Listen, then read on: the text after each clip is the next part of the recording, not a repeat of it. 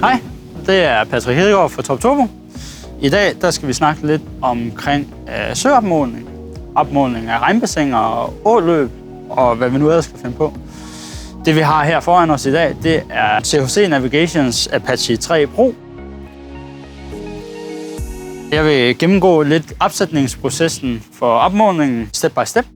Det vi starter med, det vil være at sætte batterierne i og antenner. Rækkefølgen det er simpelthen, fordi så har jeg mere bevægelsesfrihed.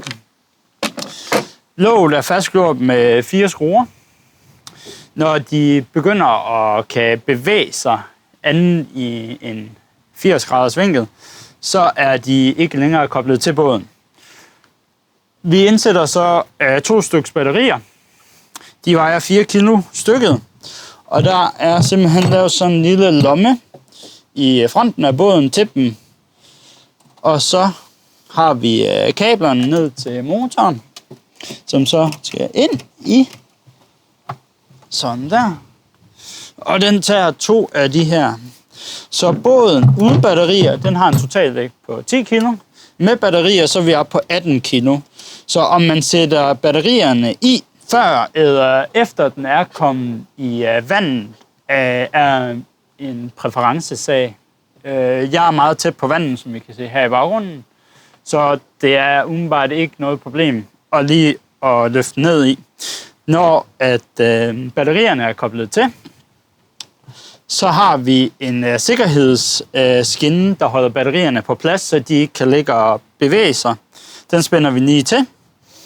Og så er det bare at skrue låget på igen. De er heldigvis meget nemme at få ned i gevinden, og de skal ikke overspændes, bare sådan, når du møder sådan et fast modstand. Og så har vi 4 antenner. Antennerne er markeret med nogle markader.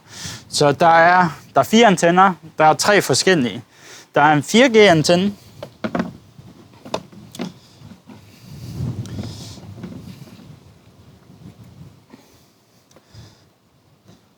Så er der en RC-antenne.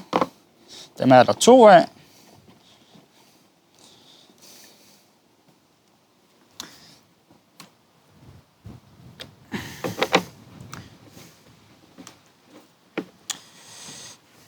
Antennerne er udstyret så, at de bøjer meget nemt, hvis den kommer ind under en forhindring.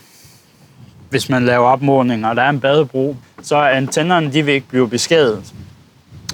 Båden er nu klar, og vi kan trykke på start. Det er sådan en lang tryk, og den vil begynde at bippe. Og den vil begynde at blinke. I kan ikke helt se det, men jeg har et lille rød skær i min tændknap. Biplyden vi hører, det er systemet, der er ved at starte op. Den begynder at tjekke, om der er nogen fejl på systemet. Og det vi så gør nu, det er, at vi går ind i EasySail, hvor vi kobler på båden og kan lave vores missionsplanlægning. Båden er udstyret med 2 lamper, der angiver sejlretning og orientering af den. Den røde lampe, den blinker for antallet satellitter, den har connectet til. Og den grønne her, det er en systemindikator for, at alting er godt. Når vi kommer ind i EasySail, så vil det se sådan her ud. Apache 3 Pro'en, den kan kun lave søopmåling, men de lidt større både kan også lave beregning på, hvor meget strøm der er i det område, du måler. Men først så skal vi have connected til båden, og det gør vi igennem vores LAN-forbindelse. Og når det hele er sat op med Android-tabletten, så er det faktisk i EC10, det er tabletten, og video, det er bare Access. Og så er det bare at trykke Connect. Vente. Og som vi kan høre, så er vi koblet på båden. Så går vi ind i vores Søgeopmåling. Nye opgaver. Vi skriver Randers. Vi vælger dansk koordinatsystem. Så skal vi over have en dansk geoide. Og så er vi faktisk klar til at trykke confirm. Her bliver vi spurgt, om vi vil håndtegne vores opmålingsområde, eller om vi vil importere en fil. Så vi kender det lidt fra DJI, man kan tegne en rute, en polygon inde i Google Earth. Den fil kan du så også proppe ind i controlleren. Men det er blevet rigtig nemt at tegne sit område på controlleren. Her der får vi en checkliste, signal, satellitstatus, single beam motoren og kollisionssensoren, som er den sorte lille skærm, der er her. Det hele det er normalt, og grønt det er lækkert. Den blå figur er controlleren, og båden er båden. Så det vi gør her, det er, at over i venstre side, der klikker vi, så kan vi tegne vores område. Prik, prik, prik, prik. Så får vi en fin polygon. Så skal vi trykke på generere. Her, der har den så lavet sin, ønskede sejlrute. Du kan så tilpasse den, afhængig af, vil du sejle bred til bred, eller sejle op og ned af åen. Der er rigtig meget strøm i Gudenåen i dag, så jeg vælger at dreje den sådan der. Nu sejler den op og ned af åen. Og jeg kan sige, nu har den kun lavet 3 linjer. Jeg vil faktisk gerne have lidt mere. Så skal jeg gå ned i ruteintervaller. Og så kan jeg simpelthen få så mange, som jeg nu gerne vil. I opmålingsindstillingerne, der kan du sætte den til, at den skal opmåle per sejlmeter eller i tid. Jeg kan rigtig godt lide i tid. Det her, vi får flest punkter, og vi får et rigtig godt øjebliksbillede af, hvor dybt der er. Og jeg vil gerne have mine punkter bliver målt i en fix løsning, fordi så alle de punkter, der bliver målt, de har et præcist koordinat i forhold til RTK og satellitforbindelsen. Den her, den piller vi ikke så meget ved. Lydsensoren. Her, det er, hvor hurtigt den skal sejle, når den måler op. Hvor stor radio skal den dreje, når den opmåler. Det kommer meget an på dit område. Systemindstillinger, der går vi ind og kigger på kollisionssensoren. Hvor følsom skal den være? Det er igen dit arbejdsområde, der ligesom dikterer. Så trykker vi gem. Vi vil gerne have sendt det til båden, så den ligesom har det. Jeg skal lige sætte et hjempunkt. Det er jo ligesom med droneren. Så er den klar. Controlleren sender det til båden, og det er nu gemt, og vi kan nu proppe båden i vandet. De 18 kilo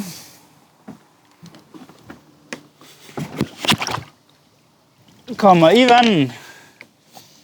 Det her, det vil de faktisk anbefale, at man gør, inden man propper båden i vandet. Man lige tester, om motoren fungerer. Men de fungerer fint. Så tøffer vi båden afsted lidt væk fra kajkanten. Og så kan vi sige, du skal sejle hen til punkt 1.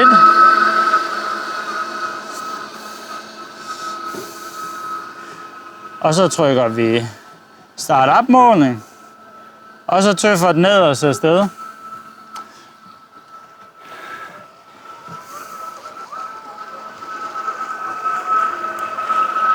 Og det vil den så gøre, indtil den er færdig. Når den er færdig, så vil den bare gå i sådan en hold-mode, hvor den faktisk bare stopper. Den korrigerer ikke rigtigt, for den stopper bare og vil flyde med strømmen. Der kan man med controlleren sætte den i autonom styring.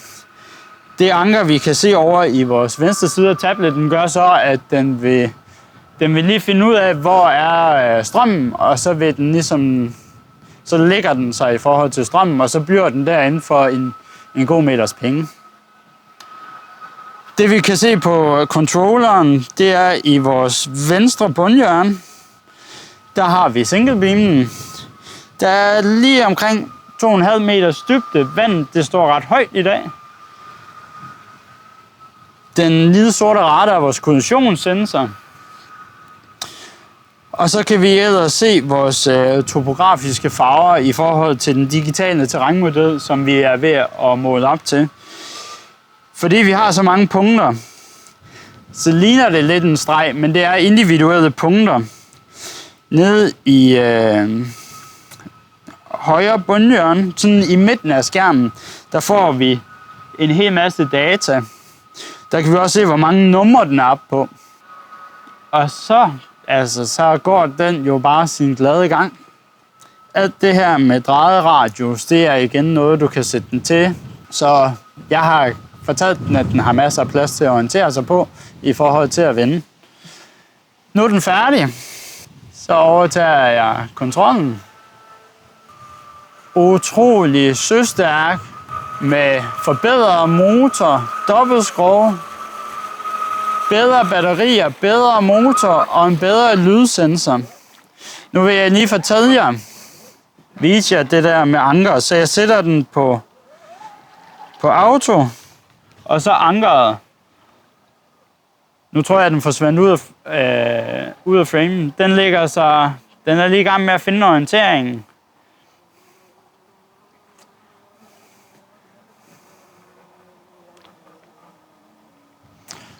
Og så bliver den faktisk her. Det vi gør nu, det er, at vi kan stoppe opmålingen. De her punkter, de fås i forskellige filformater, men det mest anbefalingsværdige format er en TXT-fil, som vi kender fra vores RTK GNSS rover. Filen læser man ud med en USB-pen igennem controlleren. Al databehandling fungerer også på controlleren. Og så er det simpelthen bare ind i noget opmålingssoftware, hvor vi får lavet de her digitale terrænmodeller. Nu er vi færdige med opmålingen, så det jeg lige gør, det er at få båden ind til kanten. Det kan godt være en opgave i sig selv, når man også skal korrigere for strømmen. Vi kan slukke båden, og så er det simpelthen at bare starte forfra. Vi tager alle antennerne af. Tømmer lige de her sikkerhedsspærrer.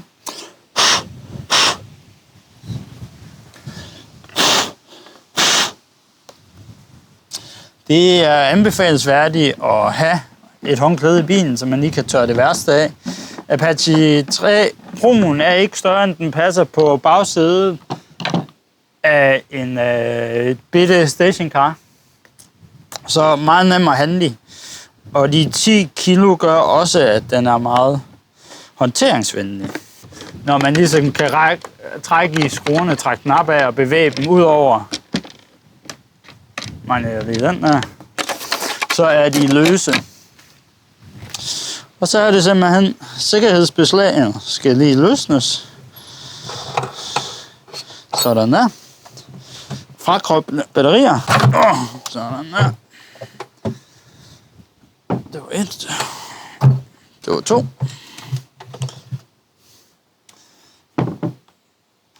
På igen. Vi anbefaler selvfølgelig altid, at når båden kommer hjem i værkstedet, at alt afhængig af, hvad den har været i, lige skyld den med noget vand.